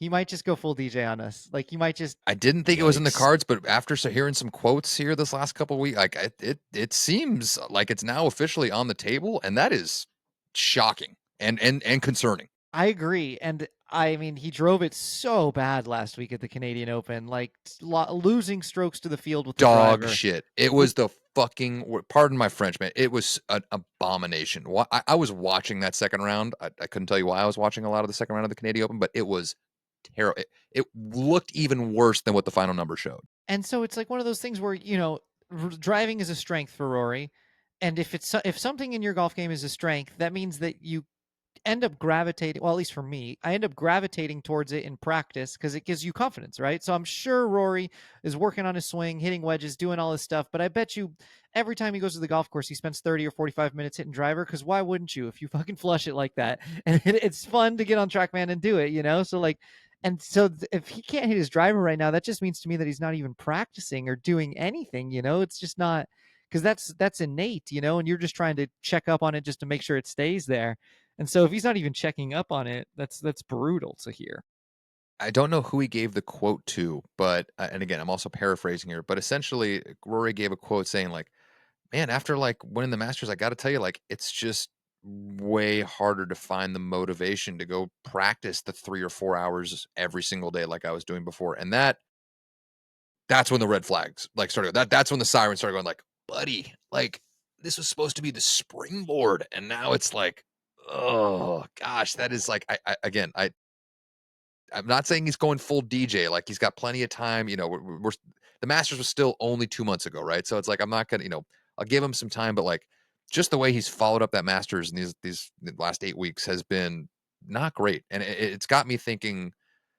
It's given me very little confidence that Rory is going to be in the mix this week. Beige, do you feel like I'm off at all here, or do you stand committed to Rory McIlroy as a factor in this weekend's U.S. Open? He's still one of the greatest golfers alive. He's still one of the greatest golfers of all time. Fair point. Golf is weird because you can shoot a 63 and tomorrow you can shoot an 80. Or you can pull a Nick Dunlap and shoot an 80 and the next day shoot a 71 at Augusta National. It's weird because sometimes the game comes down to feels. Again, we already know where we're betting our money, but I don't really care for some reason. I don't care what he does. This season has been an achievement, and he did what he had to do. So I'm still a fan. And if you don't want to do the interviews, man, you earned the right not to. And I've talked about this many times. If you're going to go out and miss a cut at a tournament that you have won and you probably should win, whatever, man, you did it. Your life is good right now. So like, sure, make a cut, do those good things, or don't. Who cares? Maybe this is just maybe it's all just part of the hero's journey, right? He summits the mountaintop, and then all of a sudden he just gets absolutely thwacked, knocked all the way back down to base camp.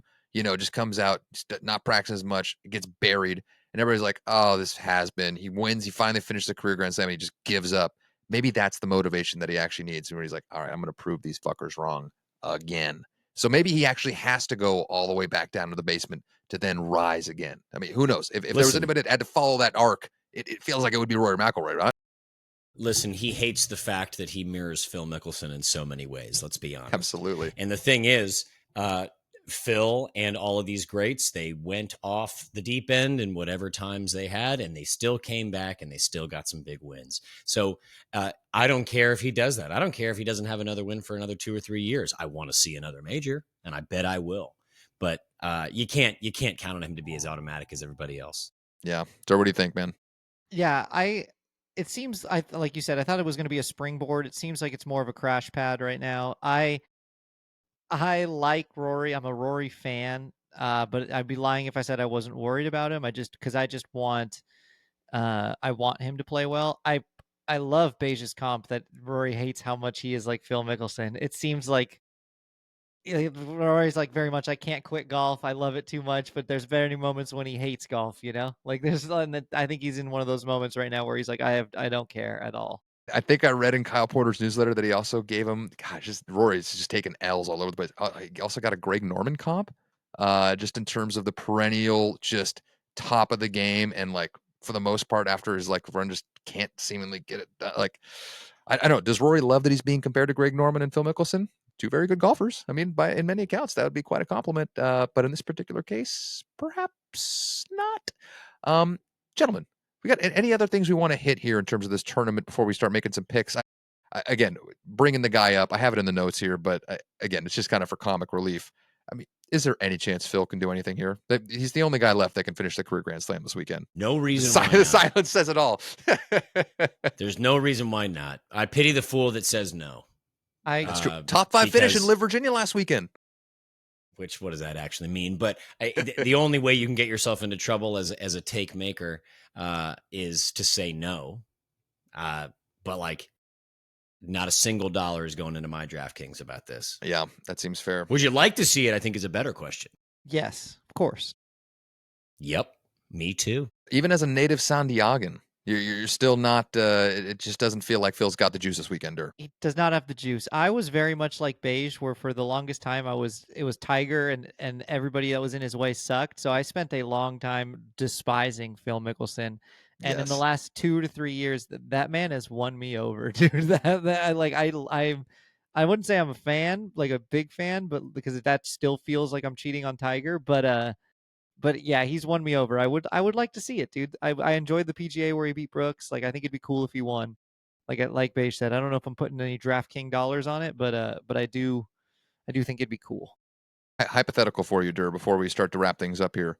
If Phil Mickelson were to renounce his captaincy of the High Flyers and authorize a trade to Team Torquay, would he then become your single favorite golfer on planet Earth? No, I honestly, dude, see, Team Torquay stands for something, dude.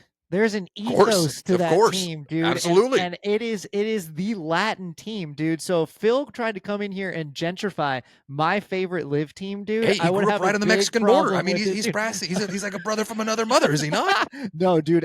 We stand for something down there at Torquay, dude. And what we stand for is just Latin culture, dude. So I just simply can't.